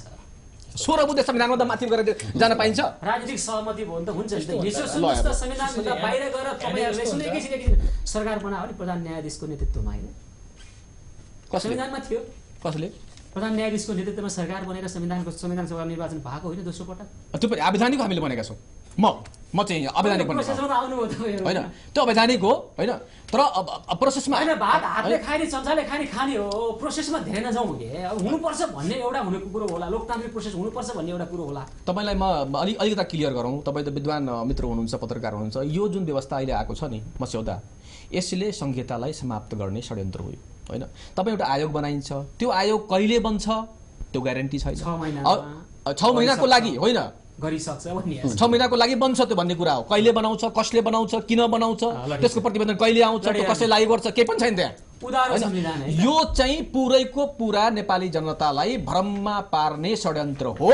यो षड्यन्त्रको विरुद्धमा नेपाली उत्पीडित जनता उठ्नै पर्छ र उठेर यस्ता गलत प्रवृत्तिलाई अगाडि बढाउने प्रोत्साहन गर्ने व्यक्तिहरूलाई नेपाली जनताले दण्डित गर्नुपर्छ। बिहारजी किस्ताबन्दीको संविधान मौलिक हकमा समेत दिन्छु भन्ने अनि फेरि खोज्ने कानुन बनाएर दिन्छु भन्ने, यो उटपटाङ खालको मौलिक हक भन्छन् संविधानविदहरू। यो एकदम टेक्निकली ब्लन्डर भन्छन्। तपाईँहरू त्यहाँ अधिवक्ताजीहरू पनि हुनुहुन्थ्यो, संविधानविदहरू पनि हुनुहुन्थ्यो मस्यौदा समितिमा होइन, तपाईँहरू छलफलमा पनि जुट्नु। त्यति हुँदाहुँदै पनि यो आइराखेको छ होइन। र यसलाई अब सचिने हो कि नसचिने हो भन्ने कुरामा ठुलो आशंका पालेर मान्छे भइराखेको छ। त्यसले दीर्घकालीन रूपमा कति प्रभाव पर्ला भन्ने कुरामा तपाईँले आङ्कलनै गर्न सक्नु भएको छैन होइन। राम्रो हो संविधानले आएर जनतालाई दिने भनेको कुरो दियोस्, राम्रो होस्, त्यो शुभेच्छा गर्ने कुरो एउटा होला। तर शुभेच्छाले मात्र त केही नहुँदो रहेछ। तपाईँ हामी अहिले सकारात्मक तरिकाबाट कुरा गर्न थालौँ, यसको व्याख्या गर्न थालौँ, आउला एउटा। तर तमाम सामाजिक असन्तुष्टिलाई सम्बोधन गर्ने प्रस्थान बिन्दु बन्दै छैन है भन्ने कुरामा जनमत निर्माण भइराखेको छ नि त। यसलाई सम्बोधन नगरी त भएको छैन नि त। भन्नुहोस् त। जनमतको कुरा चाहिँ तपाईँले पनि जनमत हेरिराख्नु भएको छ, हामीले पनि जनमत हेरिरहेका छौँ र हामीले जनमत सङ्कलन गरेर पनि आयौँ। आउँदाखेरि के देखिन्छ भने मौलिक हकका सन्दर्भमा मिश्रित प्रतिक्रिया नै छ। दिएका कुरा चाहिँ कानुनले दिने हो है पछि दिने हो है भन्ने कुराहरू गर्नु हुँदैन, अहिले नै घोषणा गर्नुपर्छ। यो कुरा स्पष्ट रूपमा आएको छ। दोस्रो, आएका कुराहरूमा हामीले चाहिँ एउटा निर्माण सामग्रीको थुप्रो जस्तो भएको छ, यसको आधारमा एउटा सुन्दर चित्र बनाउँ, त्यो चित्र यसमा आउनु पर्छ। त्यो खालको आएको छैन, गाजे माझे छ, कहीँ दिएको जस्तो कहीँ खोसे जस्तो भइरहेको छ। यसलाई व्यवस्थित गर्नुपर्दछ। तेस्रो, अगाडि नै दिइसकेको कुराहरूलाई पनि अहिले यसले व्यवस्थित गर्न नसकेका कारणले यो पछाडि परेको छ। यो प्राविधिक रूपमा त्यस्तो भएको छ। प्राविधिक विषयहरूलाई मिलाएर यसलाई ड्राफ्टरको रूपमा ड्राफ्ट गर्ने कुरा गर्नु पर्यो। राजनीतिक रूपमा काङ्ग्रेसका पनि हाल्ने, एमालेका पनि हाल्ने, माओवादीका हाल्ने, मधेसी दलका पनि हाल्ने, सबै दलका हाल्ने कुराहरू गर्दाखेरि यो त्यस्तो भएको हो। त्यहाँ बालुवा पनि छ, ढुङ्गा पनि छ, त्यहाँ माटो पनि छ, त्यहाँ सिमेन्ट पनि छ। त्यो एकै ठाउँमा भएर त केही अर्थ छैन। त्यसलाई व्यवस्थित ढङ्गले ठिक मात्रामा मिलाउन सकियो भने त्यही कुरा घर हो भन्ने कुराहरू हामीलाई लागिरहेको छ नि, त्यो होइन। यो ड्राफ्ट बनाउनु बाँकी छ, त्यो बनाउने कुराहरूको लागि हामीले विज्ञहरूको सहयोग लिनै पर्छ भन्ने कुराहरू जनताबाट सुझाव आएको छ। यसलाई सम्मान गर्नुपर्छ। त्यसपछि अर्को पक्ष के हो भने चाहिँ हामीले 63 को संविधान सभा कस्तो एउटा विशेषाधिकार के हो भने 63 को संविधान लागू पनि गर्नुपर्छ। 63 को संविधानलाई विस्थापन गरेर अर्को संविधान बनाउने अधिकार पनि संविधान सभालाई छ नि त। त्यसो हुँदा 63 को यो धारा लागू हुने र यो धारा लागू नहुने भन्ने कुराहरू चाहिँ 63 को संविधान रहन्जेलसम्म त्यसलाई लागू गर्नुपर्दछ। यदि त्यसलाई विस्थापन गरेर त्योभन्दा अग्रगामी अर्को संविधान बनाउने कुराहरूको पनि जिम्मेवारी हो भने त्यो संविधानको धारा चाहिँ पश्चगमनको कुरा चाहिँ मैले सैद्धान्तिक कुरा मात्रै होइन, नीतिको हिसाबले अहिलेको समय प्रवाहको हिसाबले नयाँ संविधान बनाउने कङ्क्रिट प्रश्नतिर गएर सुन्नुस् त। त्यो कुराको अधिकार पनि संविधान सभाले जनताले दिएको सुझावमा संहिताको सवाल संविधान आउनुभन्दा अगाडि टुङ्गिन्छ टुङ्गिन्न त्यही आउँदैछु। त्यसपछि जनताले आएका कुराहरूलाई अहिले आउँदाखेरि संविधान सभाले 63 को संविधान खारेज गर्ने शर्तमा यो ड्राफ्ट बनाएको हो। त्यो शर्तमा त्यसप्रतिको जनताको राय सुझाव के हो भन्दा 63 को संविधानले पहिले संविधान के सीमाङ्कन नामाङ्कन गर भनेको थियो, यसले चाहिँ पछि गर्ने कुरा गर्यो, यो बेठी भएको छ भनेर सुझाव आएको छ। त्यस कारणले अब हामीले अघि मिनजीले पनि भन्नुभयो, हाम्रा नेताहरू पनि संवेदनशील भएका छन्, हामीले पनि सुनाइरहेका छौँ कि यो संविधान सभाले नै त्यो आयोग बनाउने कुराहरू नभएर हामीले बनाउन सक्छौँ भने त्यो प्रयत्न गर्नुपर्छ। पहिलो काम आउँदैन भन्ने कुराहरूको बारेमा अहिले नै घोषणा गर्न सक्ने कुराहरू होइन। यो पल्ला जनताको भावना राजनीतिक पार्टीहरूको हिजो हामीले गरेका कमजोरी रहेछ भन्ने कुराहरुको यो चाहिँ आउन सक्छ समाज। दोस्रो एकछिन दोस्रो चाहिँ सीमाङ्कन र नामाङ्कनको कुरा जसरी आइरहेको छ त्यति नै मात्रामा प्रत्यक्ष निर्वाचित कार्यकारी प्रमुख बनाउनु पर्छ है भन्ने कुरा पनि आइरहेको छ। यसो गर्दा हिजो हामी जहाँ अड्किएका थियौँ त्यो अड्किँदाखेरि बाटो मार्ग प्रशस्त गर्नको लागि भन्ने जे सम्झौता गरेका थियौँ यसलाई पुनर्विचार गर्ने ठाउँ छ है, गर्नुपर्छ है भनेर जनताबाट आएको सुझावलाई सम्बोधन गर्न राजनीतिक पार्टीहरू तयार हुनुपर्छ। यो तयार भयो भने हामी नयाँ ठाउँमा जान्छौँ, त्यसले चाहिँ हाम्रा धेरै चिन्ताहरू सम्बोधन गर्छ र यो साँच्चैको ड्राफ्टको रूपमा साँच्चैको संविधानको रूपमा प्रस्तुत हुन सक्छ भन्ने कुरा हो। अलि छोटो जवाफ पाउँदै छ या छैन तपाईँलाई के लाग्छ सिधै भन्नु होला। यो संविधान आउनुभन्दा अगाडि सीमाङ्कनको संहिताको सीमाङ्कनको कुरो टुङ्गिन्छ जस्तो लाग्छ मलाई। लाग्छ मलाई भन्नु कति प्रतिशत लाग्छ? म एउटा सदस्य हो, म निर्णायक होइन। तपाईलाई यतिखेर लाग्छ ठ्याक्कै टुङ्गिन्छ हैन त? मैले गर्ने भए टुङ्ग्याउनु पर्छ, टुङ्ग्याउँछु, तर मैले गर्ने मात्रै होइन। यो चाहिँ मेरो राय पेश गर्ने हो, त्यसैले मलाई लाग्छ जस्तो लाग्छ। संसदीय व्यवस्थाको कुरा गर्दाखेरि कांग्रेसको साथ जोगाउनको लागि आइराखेका हो। जनताले प्रत्यक्ष भनेका छन्, एमालेले प्रत्यक्ष भनेका थिए, एमालेले प्रत्यक्ष भनेका छन्, मधेसमाले प्रत्यक्ष भन्ने कुरो आइराखेको छ भन्ने कुरो आइराखेको छ नि। यसमा अलि कांग्रेसको साथ जोगाउनकै लागि उसको जुगो जोगाइदिनको लागि अलि संसदीय भन्ने जानुपर्ने हो। मेरो भन्दा लामो तपाईको हो। म प्रश्न के भन्छु भने नेपाल चाहिँ विविध जाति, विविध भाषा, विविध धर्म, संस्कृति, परम्परा, रीतिरिवाज र क्षेत्रमा सामूहिक प्रतिनिधित्व गर्ने भएको हुनाले त्यो चाहिँ संसदबाट मात्रै हुन्छ भन्ने हाम्रो पार्टीको ठहर पनि हो। संसदबाट जस्तो अहिलेकै कुरा गर्नु न, अहिलेको बहालवाला राष्ट्रपतिलाई यदि संसदबाट नछानिकन डाइरेक्ट भनेको भए समावेश गर्न सकिन्थ्यो? सकिँदैन थियो। त्यसैले म एउटा चाहिँ सुन्नु न, म एउटा बहिष्कृत समुदायको सभासद र प्रतिनिधि पनि भएको हुनाले म चाहिँ कहाँनिर देख्छु भने अल्पसंख्यक समुदायहरूको र सीमान्तकृत समुदायहरूको पनि राज्यको प्रमुख र सरकार प्रमुख हुने सम्भावना चाहिँ डाइरेक्टमा भन्दा इन्डाइरेक्टमा देख्छु। होइन सक्ने नसक्ने सुशीलजीसँग एउटा सच्याउनका लागि आग्रह गर्छु। कुनै एक निश्चित जातिको मान्छे 240 वर्षदेखि निरन्तर हुँदा त्यो सक्ने हुने कोही मानिस कुनै प्रक्रियाबाट सुन होइन कुनै एउटा बहिष्कृतमा भए प्रत्यक्ष नै त हो नि। डेमोक्रेसी भनेको सधैँभरि डाइरेक्ट मात्रै हुँदैन, इन्डाइरेक्ट प्रोसेस पनि हो नि। सुन न, थुप्रै छ नि त्यसो त। संसदीय व्यवस्था मैले त्यस कारण भने मैले कारण सहित ठिक भनेको छु होइन। यदि डाइरेक्ट हुने हो भने अमेरिकामा त यसो धेरै साथीहरू अमेरिकाको उदाहरण दिनुहुन्छ, ल गरौँ न त। अमेरिकामा जस्तो सबैलाई अफर्मेटिभ एक्सनको ल्याउँ, कन्स्टिट्युसन ल्याउँ, डाइरेक्ट प्रेसिडेन्ट सानो सम्भव छ त? छ भने गरौँ, त्यो पनि सुरु गरौँ। यहाँ चाहिँ प्रोसेस चाहिँ पुरानै राख्ने अनि राष्ट्रपति मात्र डाइरेक्ट भन्ने कुरामा कार्यकारी भनौँ अथवा राष्ट्रपति भनौँ, जसलाई हो एउटालाई गर्नु पऱ्यो नि त डाइरेक्ट। दुइटै डाइरेक्ट त गर्नु भएन। राष्ट्रपति डाइरेक्ट गर्ने भए राष्ट्रपति डाइरेक्ट गरौँ। अनि राष्ट्रपतिलाई चाहिँ फेरि डाइरेक्ट इलेक्सनबाट आएकोले राष्ट्रपतिलाई मान्छेले मान्दैन, इन्डाइरेक्टलाई त्यो पनि सोचौँ। त्यसैले अलिकति निरपेक्ष भएर होइन, सापेक्ष भएर छलफल गरौँ। मान्छेले के पनि भन्छन् भने अब यो संसदीय व्यवस्थाले गर्दा अहिलेसम्म एउटा उपलब्धि हासिल गर्न नसक्या, पटक पटक जनताको आकांक्षा गुम्या हो, अहिले पनि त्यही हुन्छ पनि शङ्का गर्छन् होइन। नेपालीहरूको मैले सुरुमै तपाईँको प्रस्तुति सँगसँगै मैले जवाफ दिँदा भनेको थिएँ, नेपाली हामीहरू वादका लागि विवाद गर्छौँ होइन, वादका लागि मात्रै विवाद गर्छौँ, हामी निर्विवाद नेपाल निर्माण गर्ने कुरा गर्दैनौँ। त्यसैले मैले अन्तिम एक लाइन भनिहालेँ, वादका लागि ल ठिक छ। म आउँछु, म डिआरजी तपाईँबाट एक सेन्टेन्समा टुङ्गाइदिनुहोस् त। अब यो संविधानले जनतालाई दिन सक्ने कुरो यो हो ठ्याक्कै, यो कुरो चाहिँ हामीले ल्याएर राम्रो संविधान बनाउँदैछौँ हामी भन्ने कुराको प्रत्याभूति प्रतिबद्धता दिनुहोस् त।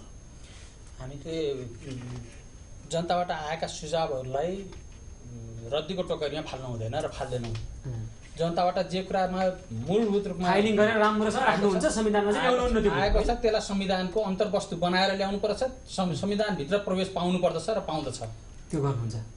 यो गइरहँदाखेरि मूलभूत रूपमा आएका कुराहरूले हिजोका स्थापित मान्यताहरूलाई भत्काउने कुराहरूतिर लैजाने कुराहरू हुँदैन, पश्चगमनतिर आउने कुराहरू सम्भव छैन, गर्नु हुँदैन। अग्रगमनतिरका जनताका सुझावहरूलाई सम्बोधन गर्नुपर्छ। राजनीतिक पार्टीहरू त्यो ढङ्गले प्रतिबद्ध हुनुपर्छ र हुन्छन्। ल रिजवानजी, तपाईँले जनताकै लागि भन्नु भएको छ, जनताको कुरा समेटियो भने त मान्य होला नि त संविधान, के हो? हो, केही कुराहरू समेटियो भने हामी मान्छौँ, हामी त मान्ने पक्षमै छौँ। हाम्रो संविधान त हामीलाई चाहिएको छ नि त। के हो भने एउटा चाहिँ पहिचान सहितको संहिता र संहिता सहितको संविधान अहिले जारी हुनु पर्यो। नम्बर 1, समानुपातिक समावेशीकरण लाई व्यवस्था जुन धारा 47मा जुन गलत तरिकाले आएको छ त्यो सच्याएर जानु पर्यो। 3टा समुदायलाई, महिला, दलित र मुस्लिम समुदायलाई स्पेशल राइट्सको व्यवस्था गर्नु पर्यो। अनि त्यसपछि चाहिँ केही कुराहरू जस्तै नागरिकता सम्बन्धी विधेयक छ जसले मधेसलाई अपमान गर्ने काम गरेको छ, मधेससँग भावनासँग खेलवाड गर्ने काम गरेको छ, त्यो चाहिँ व्यवस्थालाई मिलाउनु पर्ने हुन्छ। यो सबै चिज कुरा एउटा अन्तरिम संविधानबाट हामी चाहिँ एक स्टेप माथि जाने हो, तल होइन। 100% यो कुरा नआए पनि केही प्रतिशत आउँछन् भने पनि बिस्तारै सच्याउने त्यो सम्भावना सहित अगाडि बढ्न तयार हुनु पर्यो नि त। यसमा यस्तो छ, केही कुराहरू यस्ता छन् जुन चाहिँ त्यो के भन्छन् त्यसलाई, लाइन अफ के छ, एबभ द लाइन हुनु पर्यो, त्यो के भन्छन्, डिमार्केसन लाइन हो, त्योभन्दा तल जान सकिँदैन होइन। त्यस कारणले यो कुराहरू चाहिँ समावेश भएर आयो भने अहिले पनि समय छ। मैले तपाईँलाई भने नि, मैले फेरि पनि आग्रह गर्छु यो मञ्चबाट, उहाँहरू हुनुहुन्छ, उहाँ पनि प्रेसर गर्नुहुन्छ, उहाँहरू धेरै राम्रो कुराहरू आएका छन्, अहिले पनि समय छ। यो 16 बुँदे खारेज गरेर यो मस्यौदा सोसौदाको नौटङ्की बन्द गरेर सबै दललाई बोलाएर, सरोकारवाला समुदायहरूलाई बोलाएर, उत्पीडित जनताका प्रतिनिधिहरूलाई बोलाएर बसेर मजाले संविधान जारी गर्न सकिन्छ यदि जारी गर्ने इच्छा छ भने। इच्छा शक्ति हुनु पर्यो ल मेनजी के त्यो छ त। अहिले कांग्रेसको सदस्यको हिसाबले जिम्मेवार भएर म के भन्छु भने असन्तुष्ट सबै पक्षहरूसँग अहिले पनि वार्ता निरन्तर अगाडि बढाउँ। या त म भन्नै आएको गर्न आएकै होइन, या त म भन्नै आएको जे गर्दैछु त्यो भन्न आएको, जे गर्नेवाला छु त्यो पनि भन्न आएको होइन। त्यसैले अब कांग्रेस गम्भीर हुनुपर्छ, कांग्रेस पहिलो पार्टी भएर, त्यसकारण कांग्रेसले सबैको आवाज सुन्नुपर्छ।